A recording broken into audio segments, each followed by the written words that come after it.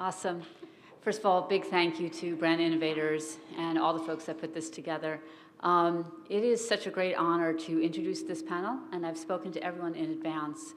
And I want to point out that everyone on this panel is doing a first ever initiative, whether at their business or themselves individually. So I'm going to introduce everyone a bit, and then we're going to get right into it.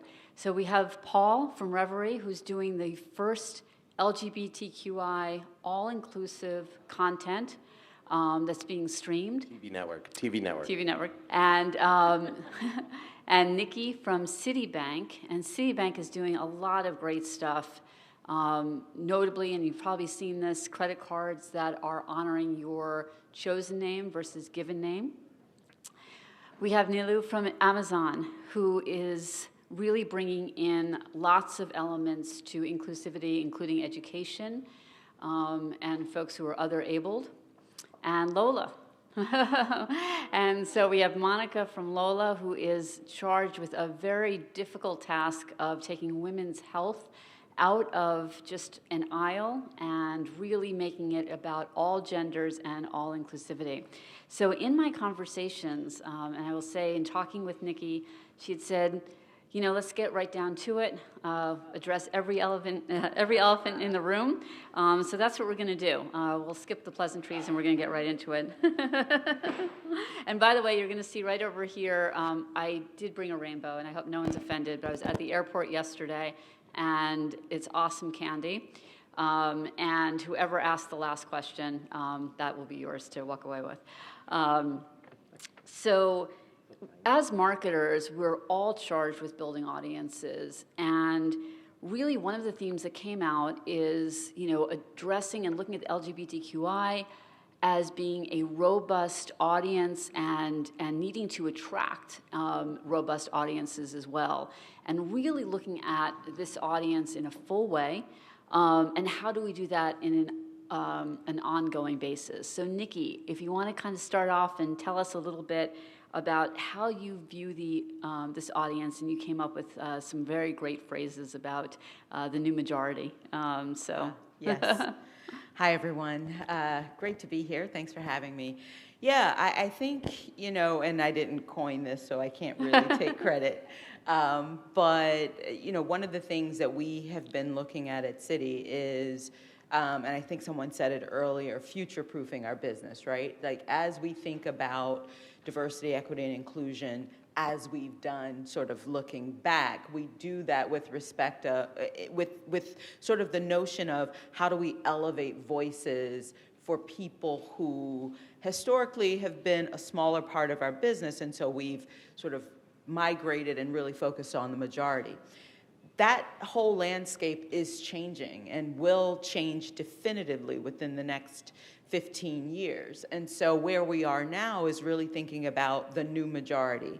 If you look at people of color, people with disabilities, the LGBTQIA plus community, you are talking about people who make up, in this country in particular, more than 50% of the population very soon. People with disabilities represent 25% of the US population just on their own. And as a group that I think most brands can say we haven't necessarily served in a way that is as complete and full-throated as some other audiences, just using that as an example. And so if we stop thinking about how do we bring in the voices who aren't currently being served, and think about who is our customer base, not just now, but certainly in the future, your priorities start to change, because you're not talking about niche groups. I mean, yeah, individually, yes, but when you think about people who understand the need to embrace and cater to and care for specific needs that might be different than what we've historically thought of as the majority, then you find a different way to prioritize funding, as an example. And so I think just sort of reframing that as a new majority is something that we're trying to drive through.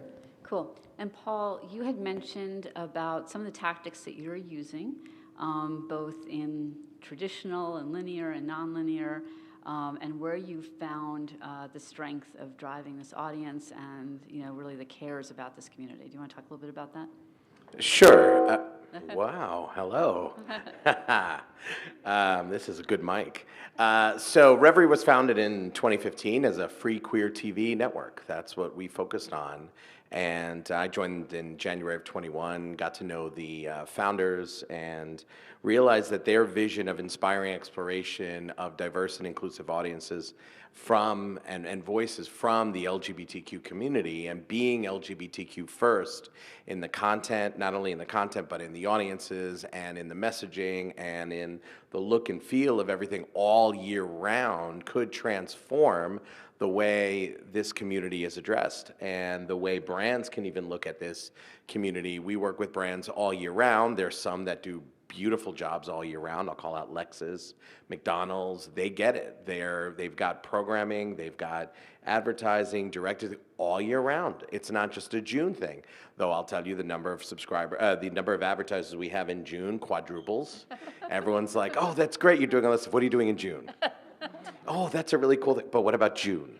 It always comes down to that, and that's just the way it is. But by creating a home for the content that could live, and what I mean by content is we found a lot of creators, we found a lot of films, short films, long form, series that have been created that no network wanted. We were able to bring on about 5,000 titles that networks didn't want because it was atypical from what they normally had. It had people who looked a little bit differently, voices that sounded a little bit different, representation that wasn't what they were expecting. You know, we have a queer superhero show called Kappa Force, and they just happen to be queer. It's like it's not so important to the show, and it's not the premise of the show, and it's not a coming out story, and not every gay best friend to the female character is a hairdresser or a a model or something. You know, like it's just people are being people, and the traditional networks had a lot of trouble adapting to that content, and so we were able to swoop in and pick up all that content, and then put it all together, and then start distributing it out on just TV networks. And I'll tell you what the big challenge is for us is you go into, let's say, our app, for example, and you go, "I don't know any of these titles." And most people just spend about 9 minutes in the app and are gone. Seriously, it's a horrible stat for us, but about 9 minutes and they're out because they don't know anything. But when they hit the TV channel on Samsung TV Plus or Vizio or Roku, hours. They spend hours because they're immersed in the world. Go, "Oh, now I get it. Oh, this is cool. Oh, what show is that? What movie is that?" And such. But we found that, needing catering to the advertiser community in a way that says, "Hey, this is how we can help you communicate to this audience all year round, not just in June." Cool. So one of the themes I've heard echoed today and that we talked about is, are we doing enough? And as we look at year over year, is the effort really increasing or not? And so, Nilo, you were talking about some of the work that you're doing with creators, some of the work that you're doing around education, and also disabled folks, which I think is just super important to talk about now as well. Do you want to elaborate? Yeah, sure. So hi, everyone. It's great to be here. Thank you for having me. I think it's a lot of what both Nikki and Paul mentioned. I think taking a step back as well, my role currently revolves around developing content across all of Amazon devices. And so that's Alexa at home and your Kindle and everything that you kind of use on a day-to-day basis. Freebie too? Freebie? We should talk later. Yeah, good. Yeah. We're on Freebie, but Freebie's cool. Yeah, I do have some other ideas that I wanted to, as you were discussing, but yeah, so it's about kind of increasing the adoption rate of all of these devices and increasing the type of features that we have for people with disabilities, and so that's a huge kind of task. And how do you do that? It's about education. And externally, that's really easy because we've all talked about having large marketing budgets, especially for a company like Amazon. But how do you do it in a way that's authentic and from within? So we kind of really started understanding what does it mean to be a person with disabilities internally and learning from our own employees. And that also really encourages you to look within your internal policies, and it leads into hiring leads into educating and creating ways of having even something as simple as a meeting that's catered to everybody. So really kind of having that chain effect, and then of course we get down to having those really beautiful moments and content pieces and really amazing TikTok Pride campaigns that we're all, I think, big fans of and want to continue to developing. So it's really about driving change from within and then kind of having that cascade out. So that's sort of my big sort of push, and then that'll bleed into how we're creating content from a tactical perspective as well. One of the things that we also talked about was how we need to really look at verticals differently, and that the business needs to align with the audience and not the reverse. And so Monica comes from having gone through the rocket ship of the Dollar Shave Club and now is with LOLA. Do you want to talk about how you're looking at women's health, how you're incorporating all, genders around that, and taking it out of its traditional aisle? Yeah, absolutely. I think, one of the unique challenges that LOLA faces is that we are inherently trying to disrupt a gendered category, right? You walk down an aisle, it says feminine care, feminine hygiene.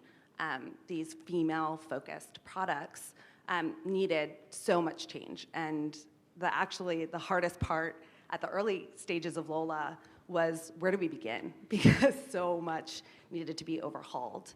And we really started the principle of the company to introduce transparency in a category that was just mired with opacity.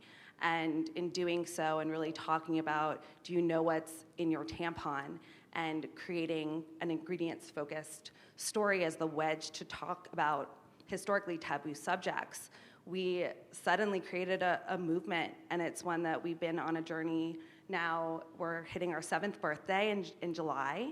But even when we first started, we made mistakes too. We were for women by women, and it was only in listening to our community who was utilizing our product, because we got rid of all of the kind of toxic femininity that surrounded, the advertising, the pink boxes, blue liquid that doesn't exist in our bodies, talking about our biology as biology and not over-sexualizing or over-politicizing reproductive health.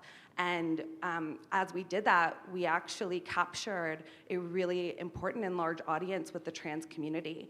And they talked to us, and the beauty of direct-to-consumer is that there's a two-way conversation, and the community that is there early on, if you listen to them and action on what they're telling you, that builds loyalty and trust, and it only increases the power of the brand and the size of the business. And one story I'll tell is that we actually had a trans woman apply for a job, and in her application told us that she was a user of LOLA and that she loved the brand, and so many people in her community loved the brand too because it was discreet. She didn't have to go down that aisle and be afraid to purchase these products. And unfortunately, she was using a tampon in her rectum, and that's how she had her period. And she had no way of knowing that she was putting herself in serious danger each month with a high risk of TSS.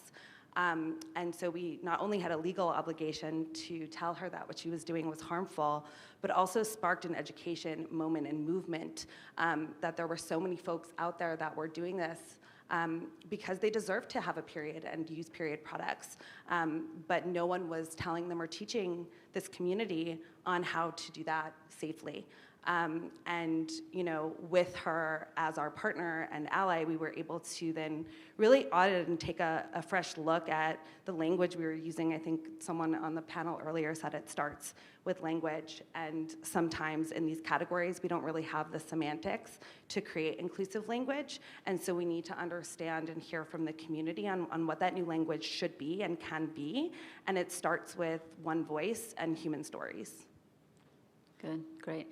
We were talking a bit last night, and I was really amazed at how easily you spoke and just bluntly, and it's, it should apply to all things, I want to talk a little bit about how we look at our internal communities and how important that is in having it reflect how we market.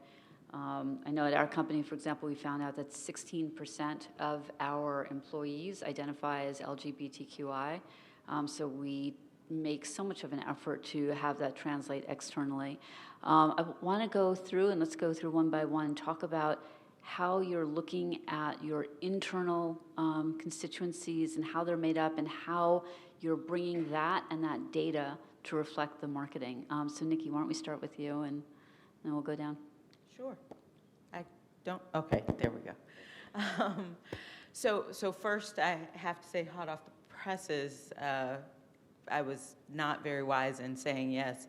I'm the co-chair for our North America Pride ERG. The reason I say I was short-sighted is because I started in June, which is the most hectic time to become a new leader for Pride. So, I'm surviving. I made it here. But I think for us, we do have ERGs that support a variety of communities. They are global. We've got local, national, and global chapters or organizational structures. I think what is key, though, from a marketing perspective, is we have developed a relationship both with our HR partners in our Chief Diversity, Equity, and Inclusion Officer's office and the networks themselves, from the leadership to also the working members. And we are working to infuse that into what we deliver, not just to our colleagues. I head up internal brand for the company, but also what we serve up to our external customers. I also head up DEI strategy for the brand. So I've got sort of both an internal and external hat. And what I will say is we adopted, actually at the end of 2020, a motto, nothing about us without us. And so as we are leaning into campaigns, both internally and externally, that amplify the voices of underrepresented people, what we are learning is that we don't have all the answers just because we are extremely inclusively minded people. We have to ensure that we are bringing in people from across our organization into that and allowing them to shape and drive where we're going. We're marketers, so we also have a level of expertise, so it's always a balance of how much do you lean on one side or the other, but it's a healthy tension and one that we are continuing to expand. And I'm gonna stop because I can talk about this all day. It's the thing that I love most. I tell people all the time I've had the best job in the company, so I could talk about it all day. I'll pass it on. And Neela, what about you? How is it being reflected, sort of the work that you're doing internally to externally? Yeah, it's a little bit of what I mentioned earlier. I think being part of a large organization like Amazon, what's great is having all the various different ways to measure data, all the data inputs, and prioritizing that. So we do test a lot, even when we develop upgrades to existing devices, launching new devices. A lot of it is tested internally, especially with our disabled community within the organization. So that's how we've been able to introduce some of the new commands for Alexa, for example, that we now get to enjoy and use externally as well. And so that's something that is so, I think, fulfilling to be able to start from internally and then being able to develop something to grow from a global perspective as well. And I think one of the interesting things to note is not all of the cohorts are the same. So it's about also being able to understand how do you hire the right type of people, encourage the right way to communicate, even internally, for someone with a certain disability, because they don't always overlap. And so being able to diversify your organization that way and your internal teams has been really an awesome experience. Cool. Let's get into challenges. And challenges shouldn't be like, oh, my boss loves me too much. And, I want to hear the really tough things that we deal with. I was watching yesterday a really great video. From time to time, I just scan to see Bozama St. John and what she's done. She's an excellent speaker, and she was talking about the fact that she's not a planner and how it's very difficult in the tech world to be a marketer and not be talking the tech talk. And I thought it was great. So let's start all the way down the aisle and let's hear what your real challenges are in trying to, rally for the community, rally for change, and blockages that you see, externally. Yeah, I mean, there are a lot, and we're facing, I think, so many headwinds, especially when it comes to reproductive health rights. Right now, I think the political climate just feels really hard. And as a brand that is an advocate for equality in reproductive health, where do we draw the line in terms of our position on politics, policy, and governance? And it was a lot easier, 3 years ago. Even, we were dealing with really tough things, but this is probably the most challenging one in terms of where we come down on our position and how we vocalize that to the community. And I think on top of that, social media has just become such a toxic place. And so even when you want to try to curate a really positive and communicative discourse, it oftentimes just becomes a platform for the trolls to come and utilize, your audience as a place for them to be a pundit and spread hate and disinformation. So I think it's tough as a marketer right now to understand how do we utilize our own channels so that we can be champions for what's right, but also protect them so that those conversations stay positive and don't deteriorate the positive change that we've been making and that we're trying to continue to make. Good. Neela, what about you? What are challenges that you find? I think right now my biggest challenge is I can't say anything that I'm working on. My background is in beauty and cosmetics in my previous world, and so there were always secretive launches, but I've never worked in a place that is so top secret as Amazon's. But I think what is really amazing about this type of environment is, for example, if you find that there is no feature that would solve a certain group or your challenges, you can go build that. You can go find your team and build it. And so that's, that kind of, I think, outweighs all the challenges. But I also think coming from not from a tech background has been really helpful for me as well. Just because from a storytelling and being able to leverage creators, leverage all of these really amazing ways that we as marketers sometimes know so easily, that's all new in so many tech organizations. So it's been really great and such a challenge to be able to drive change in a large organization like Amazon. Cool. And Nikki, and then we'll go to Paul. For me, well, there's always budget and resources because I don't work at Amazon, so I need those things. But more broadly, I'm with you on the legislative environment. So for us, again, I said I wear both an internal and external hat, and we've never seen in the U.S. in particular, but we're also seeing things globally, this kind of legislative pressure, particularly facing the LGBTQIA+ community, and the speed and velocity of these of the legislation, and that's facing all people, but that community in particular, the trans community especially, and we are a bank focused in.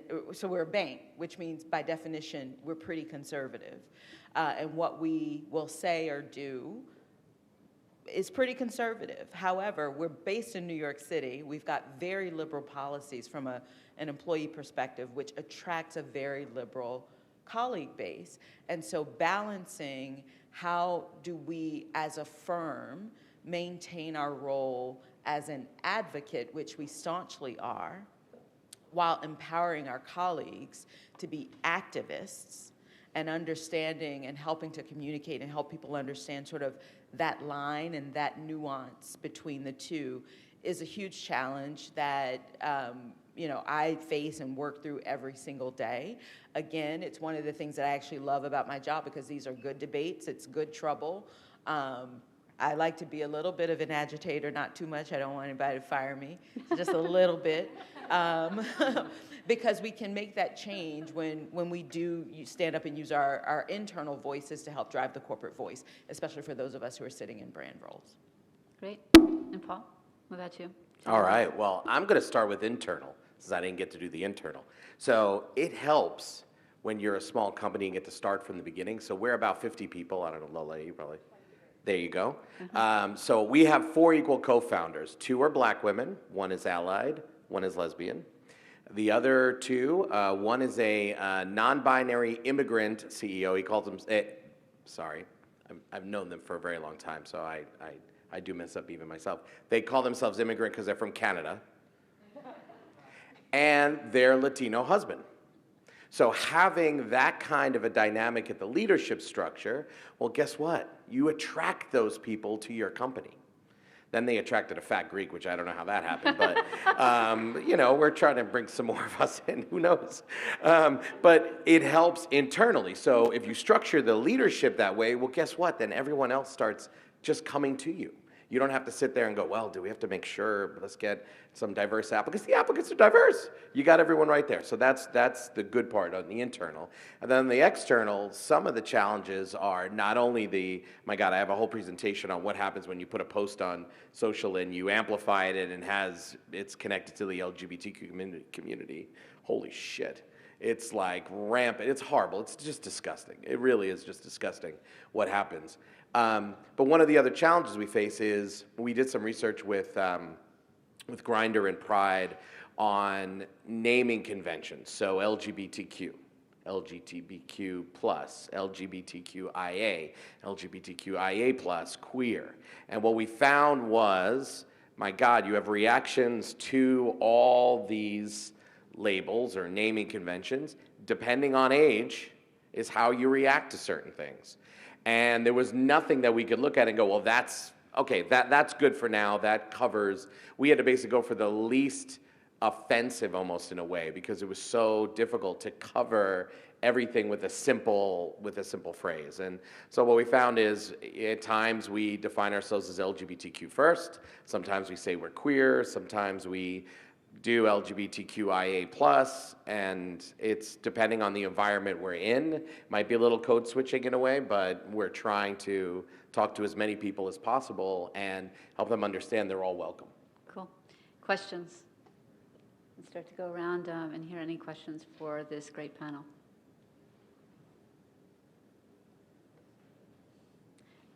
I have one. So, Paul, how do you begin to compete with all of these other larger, entities that have been in the market for so long, and here you come along and they're like, okay, we've got content for, with LGBTQI. Like, how do you compete with everything else that's out there and say, look at me, look at me? Yeah, well, one was very lucky we were in a free TV space very, very early on. So that's one of the moves we made very quickly. So once it really started, and what I mean by that is your Samsung TV, go to channel 459, there we are. On your Vizio channel 1089, there we are, and you're free and just start watching. That helped us out greatly because as that market, as the FAST market has grown, so have we. And that's been very helpful, but it is very difficult to, without being able to market titles and programming that people recognize with faces they recognize. People love to watch something new if they've heard about it, and they know everything about it. I think Netflix puts out 40 trailers per new title they put out. It's nutty at times. So that is our challenge, fighting against the big weights there. But once people do come in and they understand what we're all about and the kind of content we have, they tend to stay. So once we get them in the door, we're okay. Cool. Any other questions out there? No? All right. Excellent. Thanks so much. All right. So you win the candy. I already won yesterday. Yay! Stephanie wins the candy.